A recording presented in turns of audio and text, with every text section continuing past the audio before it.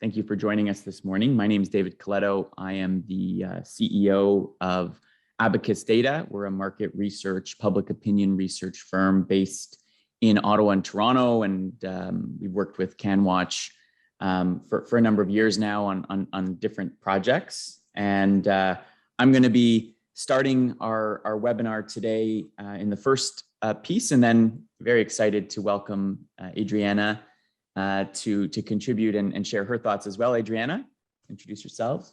Thank you. Good morning, everyone. My name is Adriana Ianga. I am a human resources business consultant with Business Sherpa Group, working with CanWatch, providing coaching and general HR support. BSG does support for small organizations, small, medium-sized organizations across HR, finance, and marketing. So very pleased to be here with you today.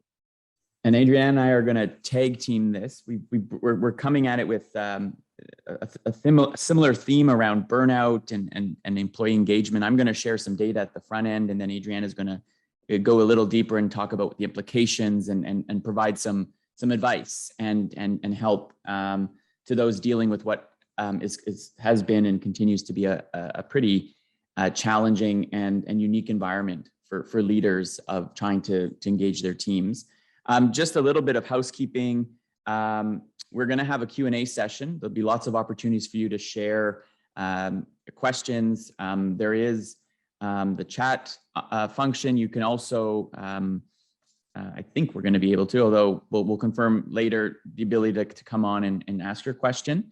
But what we'll do is I'll present, and then Adriana will present, and then we'll open it up for a conversation. So without further ado, I will get started, and I am the data guy in this conversation. And you know, we've been doing quite a bit of work trying to understand how certainly the pandemic has been affecting workers, has affecting teams, and looking at it from a number of different perspectives. I was finished yesterday with a town hall with the Canadian Pharmacists Association, who released just today some new data around burnout and the mental health and wellness of pharmacists across the country. And the results are not great. Almost every pharmacist that we surveyed was at risk of burnout. Certainly for frontline healthcare workers, this has been a particularly challenging period. But what I'm going to show you today suggests that it's not just those on the front lines of this pandemic that have been feeling the impact of it, that it's fairly widespread across the country. And what I'm going to try to do is unpack a little bit of the data and what I think it means for you as you think about, you know, your own teams and yourselves as part of a team in how do we keep ourselves healthy? How do we keep those teams healthy and focused and thriving into the future? So I've already introduced myself. I come at this as somebody who's just fascinated and interested in understanding how people think, why they think what they do, and ultimately what that means for behavior, whether that's in the workplace, whether that's voters, whether that's consumers in the marketplace. But we're going to focus obviously today on the workplace and how to create resilient, engaged teams that can get through crises. And many of your teams are put into situations and in locations that are far unique and challenging than the typical worker. But there's no doubt that the world that we have known it prior to 2020 has changed significantly. You know, we thought this was going to be a very short-term impact. When we asked Canadians back in April of 2020, how long do you think this pandemic was going to go on for? 70% told us that it was going to be all over in 4 months or less, right? How wrong we were. And the impact that this pandemic has had on our mental health, on our sense of loneliness, on our just level of fatigue and exhaustion has been fairly well documented. And you have anecdotal evidence in different professions or different sectors. But what I think we're now trying to figure out is, how do we recover from this pandemic? How do you rebuild, you know, teams and cultures on teams that move forward, especially in an environment where many of us may not be always physically present together, maybe working more virtually than we ever have. And those are all big questions going forward. But I do want to start with, this was a cover of The Economist magazine back in October of 2021. And they led with a feature story about what they termed the shortage economy. And I've been fascinated by this term, both from a broader economic and socioeconomic perspective, but also from what it's meant in terms of the impact it's had on individual mindsets, right? This idea that the things that we assumed, particularly in the developed world, those fortunate like us to live in Canada and to work here, often took for granted many of the things that we just experience day-to-day life, whether that be being able to get certain food products on shelves or being able to get household essentials. That was the first experience of shortage. But what the shortage economy really means from a leader perspective is we certainly have supply chain disruptions. We have the highest inflation rate in over 30 years. But we also see what I think of shortage on the human resource side, right? We're seeing a shortage of energy, a shortage of attention, a shortage of sometimes manners and being just polite. There's all these stories being written about how nasty some people have become, the experience that those on the front lines, either dealing with customers or dealing with those that they're serving, have kind of lost some basic, not everybody, but lost some basic, first principles of how we treat each other. And then we're also operating in an environment where there's severe labor shortages in many parts of our economy. The unemployment rate, despite high inflation, which is driving, unemployment, which is driving this inflation, is hit a low that we haven't seen since before the pandemic. And so when you look at labor market shortages and tightness, for example, in Canada and the United States, we've more than recovered where we were prior to the pandemic. Just recently, we're seeing increased numbers of job vacancies, both in Canada and the United States, which is putting pressure on wages.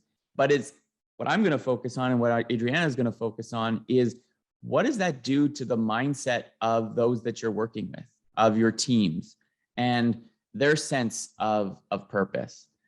Now, 9% of Canadians, we did a survey in early 2022, asking people to assess kind of their position in the workforce.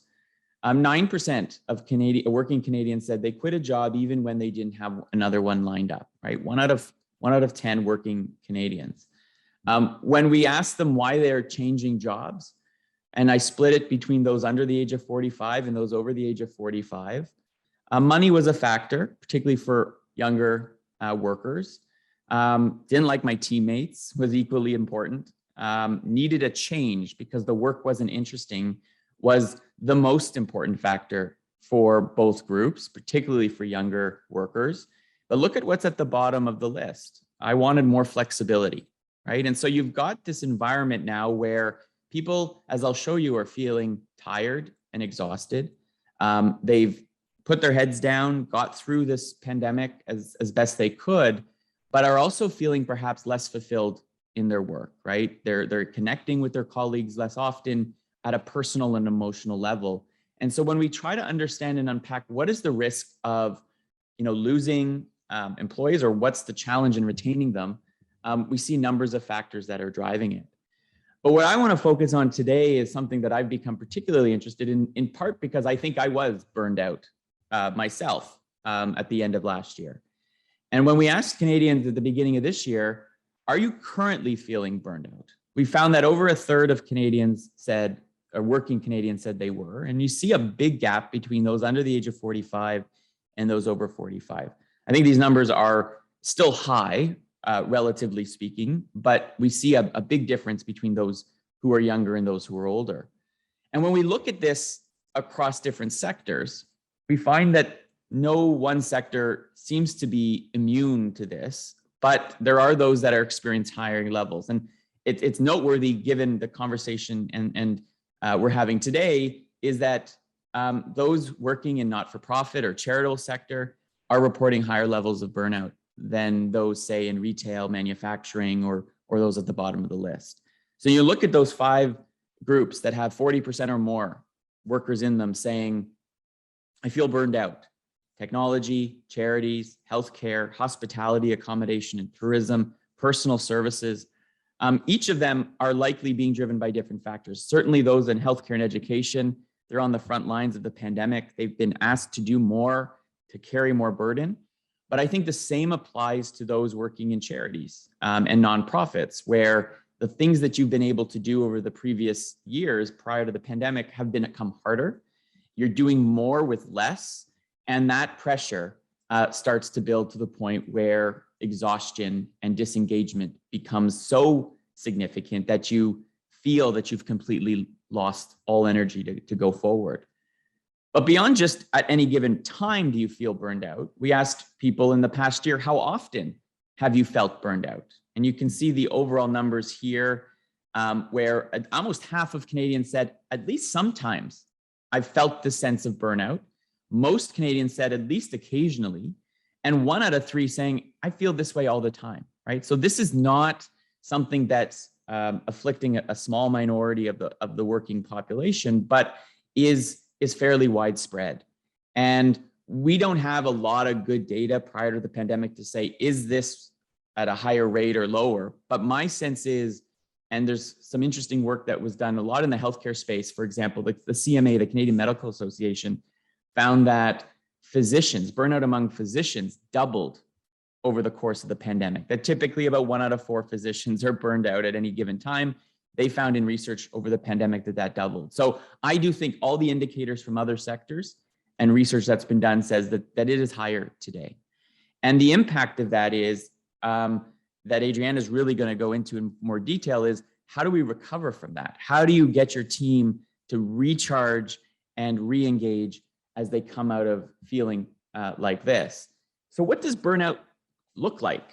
Well, we are able to dig a little deeper in the research we've done. One of them is, do you agree or disagree that there are days when I feel tired before I arrive at work?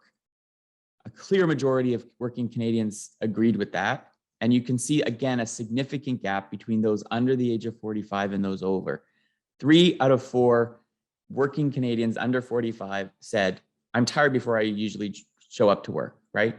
That's going to affect how I interact with my colleague. It's going to obviously affect the quality of the work. It's going to affect how excited and engaged I feel about my work and my job going forward. And when you look at this again across some key demographics, those who are burned out far more likely to agree with this. And in fact, a large number strongly agree. And we see the same kind of pattern by age, right? Where younger Canadians are much more likely to say, look, I'm just tired.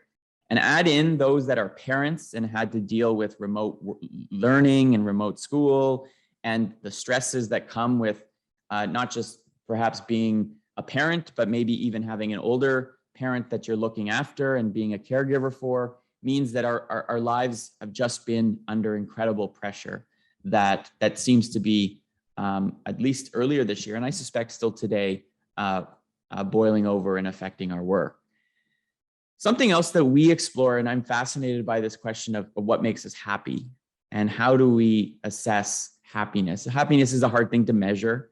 I'm somebody who always wants to try to measure it and try to get at survey questions around it.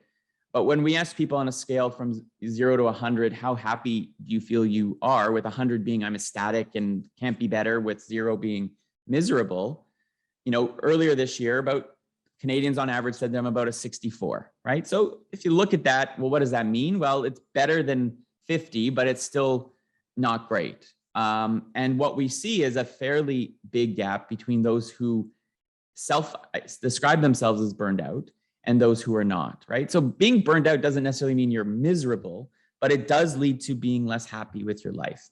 And this is, I think, the key impact and indicator that we're looking at going forward. The other thing that being tired and burned out does is it forces us to be less glass half full and more maybe glass half empty. And I try to always be the optimist, but when we ask working Canadians, do you agree or disagree? It happens more and more often that I talk about my work in a negative way. 54% again of younger workers, 35% of older, 45 and older, agree with that statement. And so again, we see this sense that being exhausted and burned out leads to disengagement from work, leads to me thinking in a negative way, and that can spread and become viral in a way in an organization and in a team. So what all this means then, and I think the implications are pretty significant, is that many workers out there, many on your team, are likely tired. They're anxious as a result, but they're also in high demand. As I said earlier, there's never been, or hasn't been in a long time, such a shortage of workers in all sectors of the economy. And so they're likely have never been as powerful and unpredictable as they are today. Powerful in the sense that with inflation and wage pressures on employers, plus a real, I think, craving for engagement and fulfillment out of work, and this new world of flexible work that the pandemic enabled, means that it's going to be harder today to retain the top talent and perhaps to recruit it into your organizations. So to wrap up then, and before I hand it off to Adriana, why do I think this matters? Well, as I said, I think it's going to be harder to engage a burned out team. People who are tired, people who feel that they've hit a wall, are less open to new ideas, less willing to be creative, less resilient in the face of a crisis or a challenge at work or on a team or with an organization or people they're serving. I do think we have a risk of higher employee churn. I don't think in Canada, for example, we've seen the same so-called great resignation that has occurred in large parts of the US labor market, but it doesn't mean it can't happen here. It doesn't mean that at some point, large numbers of people are going to decide, especially given the choice that they have, that they're going to look for something better, whether in their field or perhaps a complete change. One of the really fascinating things about the work I did with pharmacists is about 1 out of 4 pharmacists said, it's likely that I'm going to leave the profession entirely, given how I'm feeling right now. You know, my emotional and mental health is so damaged, is so under pressure that I've just decided maybe I need to do something completely different. And so that leads me, and I think a good setup for Adriana, that if you're a leader of a team, if you're a member of a team, that compassion and empathy in this kind of environment is always important. I think compassionate leaders are always the best leaders, but especially when people are feeling tired and vulnerable and anxious, that the get over it, pull yourself together, move on isn't likely going to be very effective in motivating them. So that is my a setup to a world that feels like our batteries are running always on empty. And one of the things I always recommend to any team leader or any team is to do an assessment of your team. Do you feel that this reflects how your team is? What is the state of mind of your team? And are you aware of those who are feeling tired or burned out or anxious about their lives and the role that work plays in that? So I'm going to stop there. Adriana, I'm going to hand things over to you. Amazing. Thanks, David. So how do we address the challenges that David's just put in front of us? My goal for the rest of this session, or my time with you, is to take you through some practical ideas, have some practical conversations around things that you can do as leaders in an organization. And also, I think through the Q&A, hopefully with this community on the phone, also allow you to share some ideas with each other as well, just through your questions.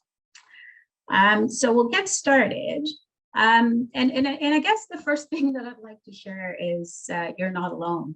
You are not alone. The world, as David has said, is just continues to change, and more importantly, becomes increasingly complex. I pulled this out of Harvard Business Review article, and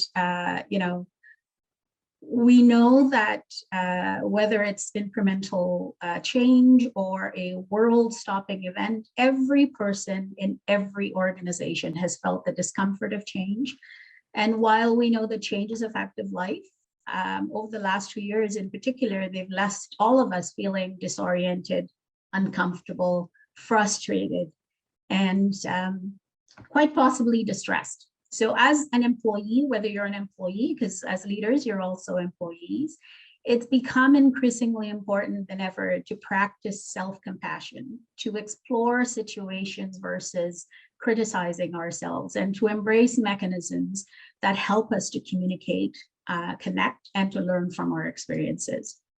It is very natural to resist change. And, it took us 2 years, and probably some people are still saying it, when the world returns to normal.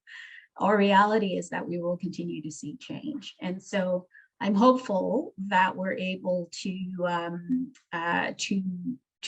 talk about, as leaders, one of the greatest means of success for us is to embrace change ourselves, but also to create the environment for our staff and our employees to move from surviving to thriving during change.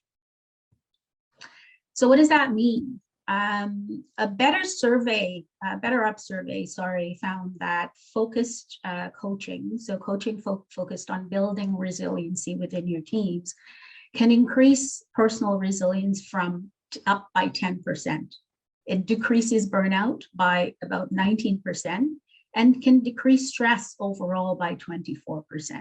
So why is it important to focus on embracing change and norms that support a more resilient organization? We know that it's pretty consistent. There are some things that are pretty consistent about people who are more resilient. They're authors of their own story. They have a more realistic sense of what they have control over, and they're able to make personal choices. They help and can create goals, personal goals themselves. They look at creating goals, and sometimes challenging goals, as a norm. They are very good about creating connections with other people in the workplace or in their community, and using those connections as ways to help them work through difficult situations, and sharing and collaborating with each other. And overall, they see change as an opportunity. They're driven by curiosity and optimism. And so these all sound like wonderful things that I would hope that as an organization, we're all striving to have our employees, try to be a part of. So it's an opportunity to help, as I said, to embrace a different relationship with change, and to move to help support personal health as an important element in helping people manage through change and thrive in change, happiness, and overall focus in their work, in their lives, and then be able to be more satisfied, if you will, or more engaged, as we talk about in the organization. So team norms, it sounds, sort of going back to basics, but I have found that in the last couple of years, having team norms has been one of the most significant things in helping managers support their staff, but also in helping employees be comfortable, be confident. Having that consistency and understanding of where you stand has been a very important factor in helping people to build their resilience. And in terms of team norms, I can't think of one that is more important than trust. It is foundational to our ability to move forward. And it is, it is quite understandable that when you talk about trust, you talk about safety as well, because they do go hand in hand. And so for that reason, I encourage you to have those difficult conversations about engaging your teams in talking about the things that cause them to feel unsafe or unsettled. It's only in bringing them to the light and sharing and exploring and sharing those experiences that people realize that they are not alone. And then you can move from it being something that's in people's heads to actually working on what does that person need to feel safe in the workplace, or to feel safe overall. Values, very important for organizations. We create values with the goal of connecting people to the organization. And so the idea of co-creating your values with your team and then over time assessing and ensuring that they support and align your organization to your key goals and objectives, that creates stickiness. It creates that organizational stickiness where people feel that they have things in common with the organization or that their personal values align to the values of the organization. And so it's also a great time to pull that up and have a conversation. So it's not just words on a page, but rather an integral part of how you're working overall as a team. And then the third one is, do I believe in the organization's purpose? As not-for-profits and in particular for small organizations, I find this is one of the areas that can be the most important, because we know that people join these teams in particular because they're passionate about the particular type of work that you do. It's another way to rally your team together, is that sense of having things in common, being passionate about what you do. And while often, compensation is a baseline, what I hear from employees is that the reason that they stay is that strong belief and deep commitment to the organization's purpose. David talked about, people leaving and going into completely different streams. Just this week, I had someone who resigned from a wonderful organization, very highly regarded employee. And his comment to me was he just was not passionate anymore about the work that he was doing. So it's very important to understand what that is and to tap in and have those conversations before it becomes too late, to the extent that you're able to help people to hone in on the things that they're very passionate about. Another area that's critically important as you move forward, in particular as you're talking about return to work, in some cases, or what your workplace strategy is going to look like, whether it's virtual or hybrid or completely, back into the office.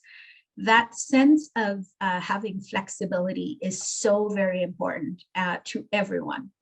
We saw and we know that as people had to work from home, that became very important because you were working from home, you had your children, you were a mother, anybody shows up in the organization, where before you could leave home, go to work and leave some things behind. Now you have an individual who's showing up as a complete individual.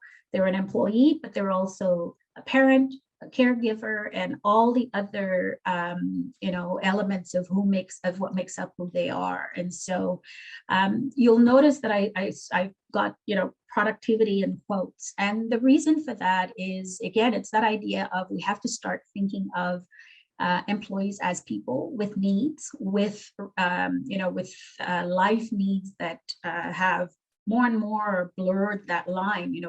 Actually, the line is probably gone. We used to talk about work-life balance. There's no such thing anymore. It is one and the same when you have that employee.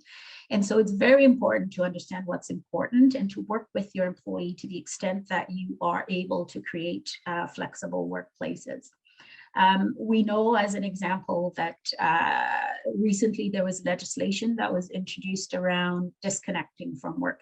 That's, again, recognizing the individual and the needs of the individual in an organization. So to the extent that you can talk about creating focus, helping people be focused at work, understanding what they need in terms of their personal and work life, and try to provide opportunities for people to have more flexibility, I think that gets you a much more satisfied, if you will, greater satisfaction in the organization. Creating spaces, another norm. I saw in a recent survey where 76 companies were tested, and of those companies, it was the general theme was having at least one day a week with no meetings is critical to an organization. it's again creating that sense of consistency, of safety, and an organization that's able to create space for people to think, to reflect, is one where you're able to better take advantage of opportunities. You're able to better explore, be creative, be innovative. And so it's a very practical tool. And I know that many organizations are starting to do this, where they have one day at the very least where people are able to not have planned meetings, but just be able to connect with each other and to help plan out their work, potentially to help think about, reflect about the work that they've been doing in the past week, and what areas they have to do better, to get better at. So it's definitely, I think, in our personal lives, we set aside time for vacation and to decompress and so on. And it's a great opportunity to create that also in the workplace. And blocking out time to focus is good for people, and it's good for their ability to perform as well. I wanted to share one specific. Oops, sorry. I think one specific tool that I've used in the past, which has been very helpful for me. And it's a methodology that is out there, and that is many, many years has been in use. We brought in technology and tools for people during, in the last couple of years, but did we talk also about the individual and how they work? And so, it's more important than ever to embrace the human side of getting work done. And so, it can be as simple as in a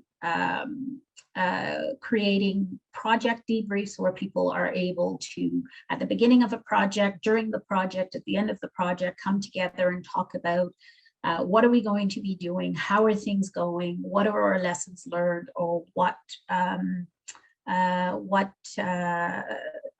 shall we celebrate after you've completed the project.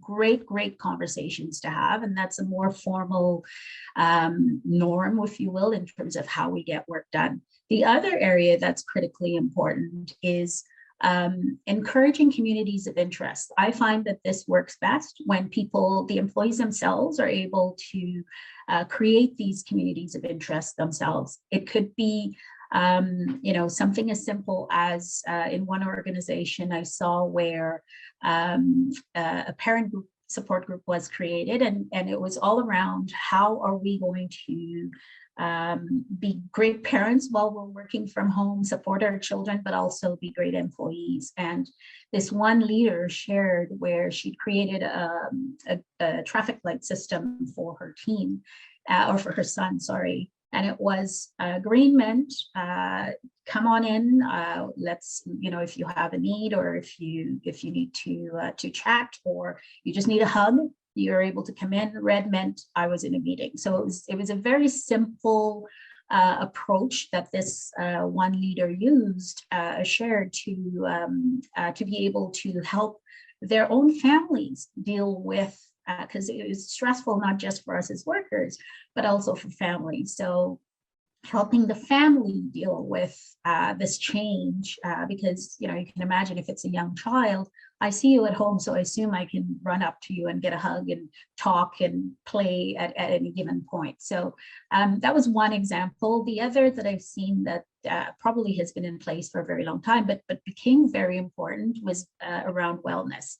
And in particular, walking groups. People use Fitbits to be able to track and motivate each other. And it also absolutely helped the team to connect with each other. And the third that I saw, an increase on was the arts. Whether it was, we had people who had music sessions, they would have an informal meeting, and it was people would bring in musical instruments in the way, or one person led an art, a painting session where it wasn't about how beautiful it was just connecting with each other and sharing that experience. So creating the idea of creating groups, whether formal or informal, that have common interests, hugely important. But again, helping people create connection, helping people sometimes take a step away from the challenges of their work, right? So it definitely, I think, has had tremendous value overall to organizations. And then the final bit that I will share is commitment-based leadership. Model's been around for years and years and years. It is fairly simple, but hard to implement. It's kind of like exercising. It takes me a long time to get started, but once I'm in a groove, and it makes my life that much better. And in this case, and it's the idea that in every interaction, there is a customer and a performer. And there are 4 stages: preparation, negotiation, fulfillment, and satisfaction. And at every interaction, that customer and that performer is evident. And it's important to note that it's not manager and employee, because sometimes the performer and the customer role can flip depending on where the request is coming. In the preparation stage, hugely important to ensure that you understand the expectations of the person that is putting in the request. So oftentimes we make assumptions that the request that we're hearing is actually the full request, and we take off and go do work, sometimes doing more work than is required and costing ourselves time and stress and all of those things. But to the extent that we're able to take a minute in that preparation stage and consider what's possible, to be able to ask questions, it's huge. In the negotiation stage, so the customers put through a request, the negotiation stage is the ideal time to ask, what does good look like? At the end, when I deliver something to you, what does that look like to you? What are the conditions of satisfaction? When do you need it? Who's the audience? Is it you that's the end audience, or are you actually presenting to the board? It makes a huge difference in the work that you then do. The third stage is the fulfillment, and it's simply that the individual delivers on the work that has been requested, and then the customer declares that the deliverable is complete. And the final stage is the customer satisfaction. So the customer will provide feedback as to whether or not what's been requested was delivered satisfactorily. Huge in terms of ensuring we have clarity, ensuring that there's better communication and understanding. And this can be used for small requests or very big requests. So you see how over time, as you start using this language consistently, it just becomes part of how you work as an organization, helps people to focus their time and attention, and helps you to ensure that if you make a request or somebody makes a request of you, you understand what's been requested, you understand what that deliverable needs to be, and you do it in the right way the first time, if you will.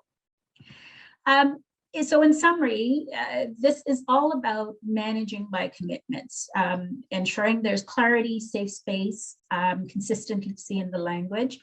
As leaders, important that we're making requests versus giving people, telling people to do something. Because if you make a request, it invites a conversation, it invites the questions that employees may have when that request comes their way. Ensuring that the communication is important throughout whatever that request is. Not waiting until the very last day to renegotiate if needed. So if you've been given a particular request, if you know that you're not going to have that done in the right time frame, going back and renegotiating your time early enough that that person is not left hanging or left unsatisfied, if you will. And then overall, I think as leaders to think about what does good look like, and asking, and these are just some examples of words or almost creating a vision, if you will, for yourselves of what good looks like in your team, because it'll be different for each team.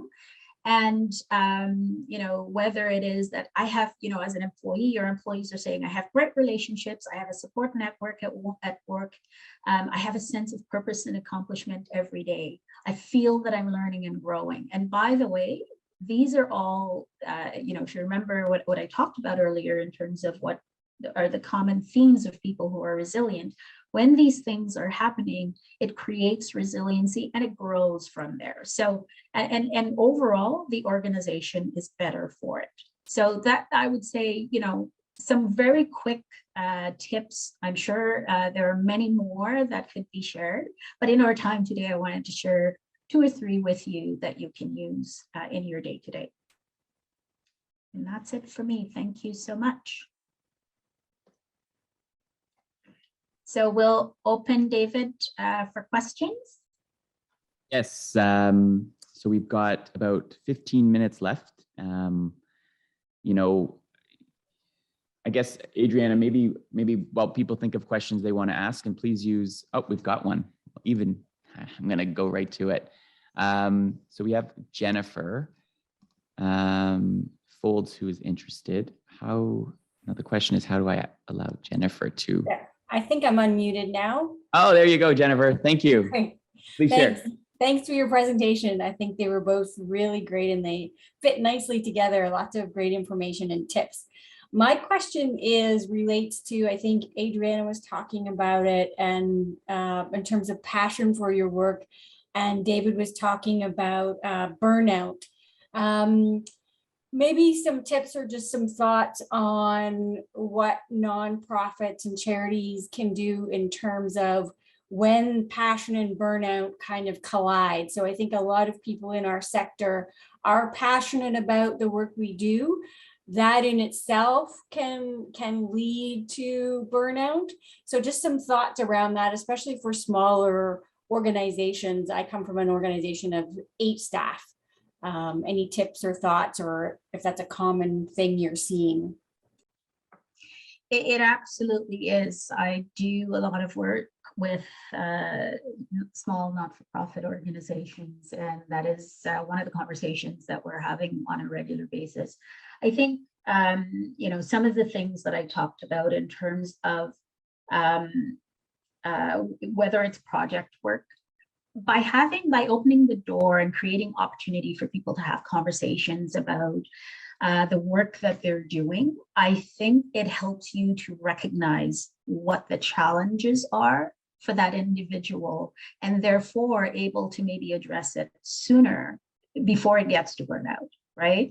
So by creating an environment where people feel comfortable, whether it's at the beginning of a project or in your regular staff meetings, or whatever tools that you use to communicate, checking in once in a while to see how things are going, because you're right, people who are passionate about a particular topic will just go full steam, right? And they don't feel comfortable stopping. So sometimes it's up to the leader to reset and help them reframe what's required of them. And I'll just add, I think, great question, Jennifer. And you talk about a small team like yours. One of the things in an environment where people are feeling, overwhelmed, is there's not a lot of people to take slack from them. Then passion interacts with responsibility, which interacts with a feeling that there's no one else who can do this, and therefore I have to do it, right? And I think, Adriana, that's really your point. And so you're probably, in an organization like yours, and probably everyone on this call, more prone to a slightly different type of burnout, one that's driven by both external factors that we've all gone through, but then the internal pressure that is created by working on, one, a small team, and two, on a topic or in an area that you're deeply passionate, and you feel like you're making a difference, and if you don't do it, no one else will. And so you have to be very mindful that you're maybe, that's why I think we see in that survey we did that charities and nonprofits were indexing high on those that are reporting burnout for that exact reason. It's a really good question. I see no other questions, so please share thoughts or questions. Even if you have a comment or you have something you want to contribute, please share. Maybe I'll just prompt you, Adriana. when you looked at the data that I shared and your work that you've done over the last number of years, what's your sense of like, what is normal? What's normal burnout look like? Are we already like, that was the thing I really couldn't measure, but do you see it as an issue that's existed even before the pandemic? I guess is a question I'm always wondering. I would say it's always, you always had pockets of it. In particular, and Jennifer's quite right when you think of organizations where you're serving a purpose, right? You've got a purpose to help the community, help society, or whatever the case may be.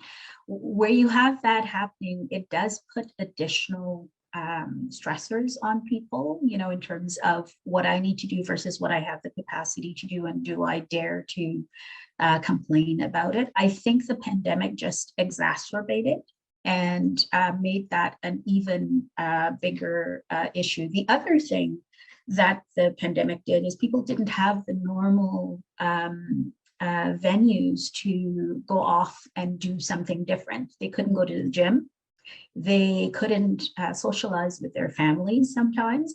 So all of these are things that we need, right, as human beings, to be able to rebuild our resiliency. We need to be able to fuel, if you will, our core internally in order to be able to give, right? And so I would say that that's what the pandemic did. It fast-tracked. If I was going to be burnt out, it made it even worse, even faster.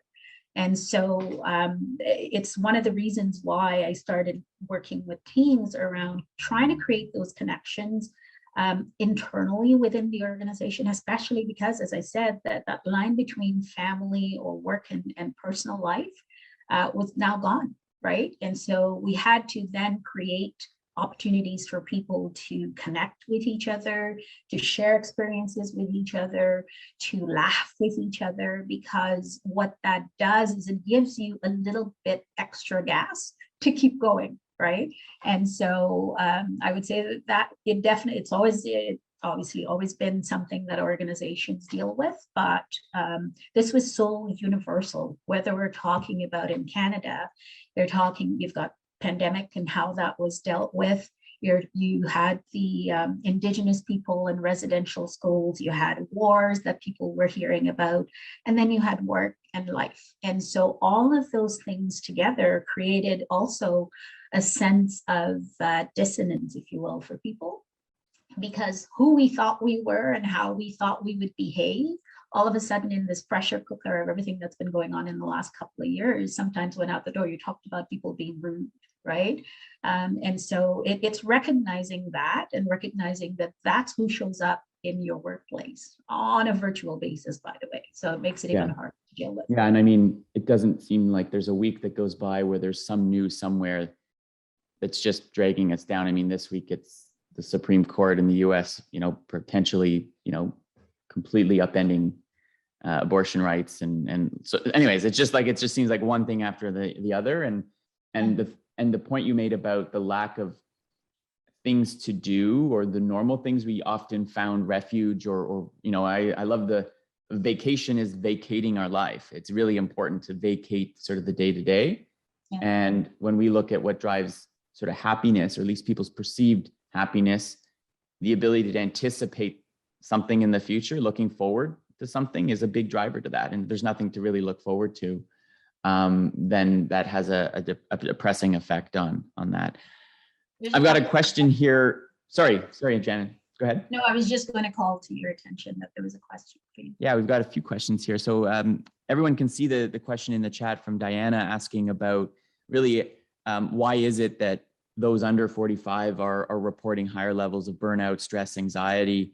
Are there any hypotheses or assumptions that you have on this? I mean, Adrienne, I'm really curious your thoughts as well, but the research I've done throughout this pandemic has consistently showed younger Canadians were reporting, more likely to feel lonely, more likely to feel anxious, more likely to feel that their lives have been disrupted by the pandemic. And it's not just their like day-to-day life. I think for many, particularly younger, like if you're under the age of 30 and you're just entered the workforce, this kind of put a pause on it. On top of the fact that, think of how expensive housing has become, how hard it's become to achieve some basic things that people thought they would be able to achieve. The pandemic only made all of those things worse. So I think it's a mix of, just being at a stage in your life where everything's about anticipation. Everything is about, looking forward to the future. And this pandemic reminded them that they can't count on that happening. I also think there's other factors. Life stage is also a factor. So it's maybe not just generational, but life stage. If you're a parent with young kids, if you've got, older parents that are also, you're worried about, or grandparents, there's just a mix of things that being at that age just made it harder, I think, to get through. And that's why we're seeing this heightened awareness. The other thing I think is also important is I think younger people perhaps are just, I'm not saying they're better at understanding their emotional state, but they're much more open to be talking about it. And so one of the hypotheses I have is, are they more likely to be aware when they're feeling burned out and therefore can express it? I don't know for sure, but I think that's perhaps also part of it as well. Question for you, Adriana, here in the chat from Miriam. She asks, well, first, thank you for the great advice. And what would you advise for staff who are experiencing digital burnout of endless hours of Zoom and Teams for work, as well as outside of work, supporting kids, online school, at the same time trying to maintain social support and connection through those virtual groups and networks? What advice do you give on the unique digital burnout that I think many of us are also experiencing? Yes, and I can comment on, I worked with an organization years ago who were ahead of their time in terms of embracing remote mobile workforce. And at the time, the way that we implemented it, there was a lot of focus around the technology and so on. And that ended up being, to your point, and we didn't have COVID and children and homeschooling and all of that. So, but even in that environment of all of a sudden moving from face-to-face to using technology was very challenging for the employees. And so we spent some time talking about how we communicate differently versus focusing on the tool. At the end of the day, 6 of one, half doesn't have another, but by turning the conversation around in terms of how we communicate, when we communicate, what means we use to communicate, I think that helped because people saw it as a way to facilitate their ability to work remotely and all of the other things that comes with remote work. I think this is a unique situation because it's you've got additional complexity of doing your own work, trying to support your children who are working from home, or we're also working from home, and everything else. And it definitely is a challenge. I'm not sure I have come up with a specific answer other than try to use the tools not just for doing work, try to use the tools for fun, right? And that also helps people stop thinking about the tool, but rather it's just another means, right, to get things done. Well, we are coming close to time. Adriana, great insights. I want to maybe wrap it up here and thank everybody for participating and asking questions and being very kind audience. I want to thank Tina from CanWatch, who has been our host behind the scenes, making sure this ran as smoothly as it did. Adriana, any final thoughts or hopeful advice to everybody watching as we navigate this new world? I'll say, as I started, be kind to yourselves. Practice self-compassion, because you're not only, and I don't know the makeup of everybody who's on the call, but if you're leaders, you're also people in the organization trying to work through this for yourself. So you have to not only do it for yourself, but you have to be able to support your team. So that's huge in terms of practicing self-compassion, which gives you sort of a different mindset as you approach some of these things. On that note, Adriana, it was a pleasure to get to know you and work with you on this event. And to everybody else, I hope you have a wonderful rest of the days and week. And thank you for joining us today. Have a wonderful day. Thank you, everyone.